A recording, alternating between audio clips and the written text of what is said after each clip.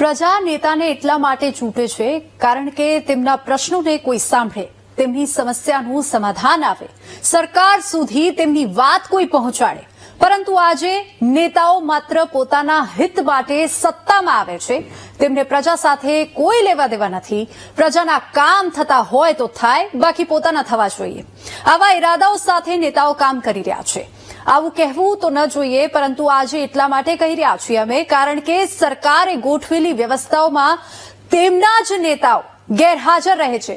અને વાત અમદાવાદમાં યોજાયેલી જિલ્લા સંકલન સમિતિની બેઠકની છે, જેમાં 21માંથી 17 ધારાસભ્યો ગેરહાજર રહ્યા. કેટલાકનો અમે સંપર્ક કર્યો તો બહાના સાંભળવા મળ્યા. ત્યારે કેમ નેતાઓ સરકારે ઊભી કરેલી વ્યવસ્થાઓથી દૂર ભાગે છે, આવું જાણીએ. જનતાના માટે અમારી પાસે સમય નથી. જનતાના પ્રશ્નો સાથે અમારે શું લેવા દેવા? કામ થવું હશે તો થશે, હવે શું કરવા પીડા લઈએ?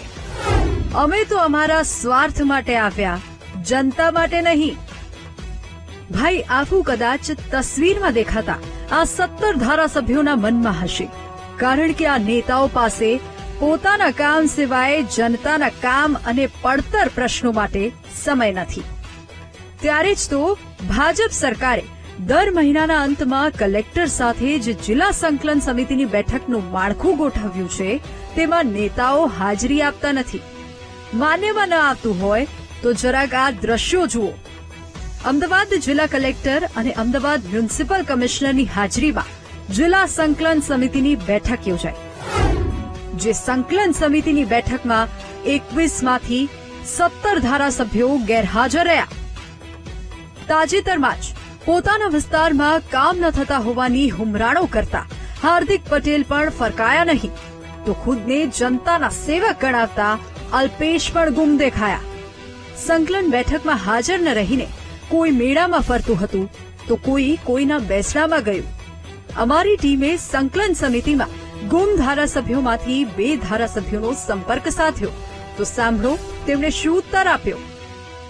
જનરલી બધા પ્રશ્નો અમારા મોકલી દેતા હોય છે અને એ પ્રશ્નોના જવાબ અમને મળી જતા હોય છે.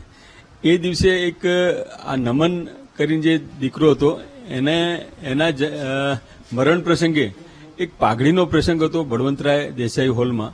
ત્યાં મારા સાથી ધારાસભ્ય અમૂલભાઈ ભટ્ટ અને પાયલબેન કુકરાણી, એમનો મારી જોડે, અને ડોક્ટર હસમુખભાઈ, એ લોકોનો મારી જોડે વાત થઈ કે ભાઈ આ પ્રમાણે આ પ્રસંગ છે. એટલે હું એ પ્રસંગમાં જવાનું મને વધારે યોગ્ય લાગ્યું, એટલે હું એ પ્રસંગમાં ગયો અને મારે મોડું થઈ ગયું હતું.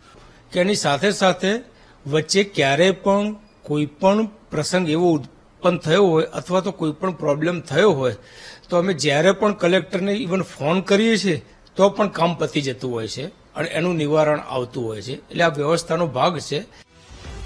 એક નેતાજી કહે છે, અમે પાઘડીના પ્રસંગમાં ગયા હોવાથી હાજર નહોતા રહી શક્યા. તો બીજા નેતાજીને હોસ્પિટલમાં ઇમરજન્સી આવી ગઈ. પરંતુ સવાલ અહીં નેતાઓએ આપેલા જવાબ પરથી ઉપજી રહ્યો છે કે જો કલેક્ટરને ફોન કરી લેવાથી પ્રશ્નો ઉકેલાઈ જતા હોય તો સંકલન સમિતિની શું જરૂર છે? સરકારે દર મહિને શા માટે સંકલન સમિતિની બેઠકનું આયોજન કરવું જોઈએ? 21માંથી 17 ધારાસભ્યો હાજર ન રહે તો તેનો મતલબ શું સમજવો? પ્રજાના પ્રશ્નો માટે શું ધારાસભ્યો પાસે સમય નથી હોતો?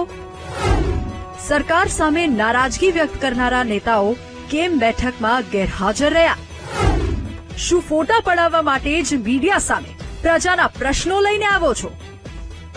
આ સવાલોની વચ્ચે અમે અમદાવાદની પ્રજા સાથે પણ વાતચીત કરી, કારણ કે જેમણે મત આપ્યા છે તેમનો અભિપ્રાય પણ આ મુદ્દે જરૂરી બની જાય છે. તો સાંભળો જનતા શું કહે છે. અહીંયા ઘણી તકલીફો છે અને ધારાસભ્યો ત્યાં ખાલી 21માંથી 4 જ ધારાસભ્યો ત્યાં ગયા હતા મિટિંગમાં, સંકલ્પ મિટિંગમાં, અને બીજા બધા ખબર નહીં અમુક બહાના કાઢીને વિસ્તારનું નામ લઈને કે વિસ્તારમાં અમારે કઈ કામ રહ્યું નહીં, એટલા કારણે અમારે શું જવાનું, અમારી જવાબદારી કઈ નહીં કે અમારે શું જઈને શું કરવાનું. પણ એમને ખબર નથી કે આ વિસ્તારમાં કેટલી તકલીફો છે. અહીંયા પાણી ભરાઈ જાય છે, લોકો સ્કૂલ નિશાળો છોકરાઓ જઈ નહીં શકતા. અમને બહુ બધી સમસ્યાઓ અહીંયા થાય. પાણી એટલું બધું ભરાઈ જાય ને કે જેનાથી કિચડ થઈ જાય, અમારથી જવાતું નથી. અડધે સુધી તો અમે એટલી બધી ગાડીઓ અહીંયા ભેગી થઈ જાય ને પાછો બ્રિજય બંધ. બરાબર, એ બધી સમસ્યા અમને નડે છે. ને તો ગટરો બી ભરાઈ જાય અને ઘર સુધી પાણી આવી જાય. અમે જેટલા પણ લોકોને મળ્યા તેમની પાસે ઢગલાબંધ સમસ્યાઓ અને પ્રશ્નો હતા. તો પછી ધારાસભ્યો પ્રજાના પ્રશ્નો મુદ્દે ચર્ચા કરવાથી કેમ દૂર ભાગી રહ્યા છે? કેમ સંકલન સમિતિની બેઠકમાં હાજર નથી રહેતા? તે સૌથી મોટો સવાલ અહીં ઉભો થાય છે. અહીં 1-2 ધારાસભ્ય કોઈ કામથી ગેરહાજર રહે તે વાત પણ સમજાય, પરંતુ 15 ધારાસભ્યો ગેરહાજર રહે તેના પરથી તો એવું જ માની શકાય છે કે ધારાસભ્યોને પોતાના જ હિતોમાં રસ છે, પ્રજાના હિતોમાં નહીં. સંવાદદાતા પાર્થ જાનીની સાથે શુભમ ભટ્ટનો રિપોર્ટ, વીટીવી ન્યૂઝ, અમદાવાદ.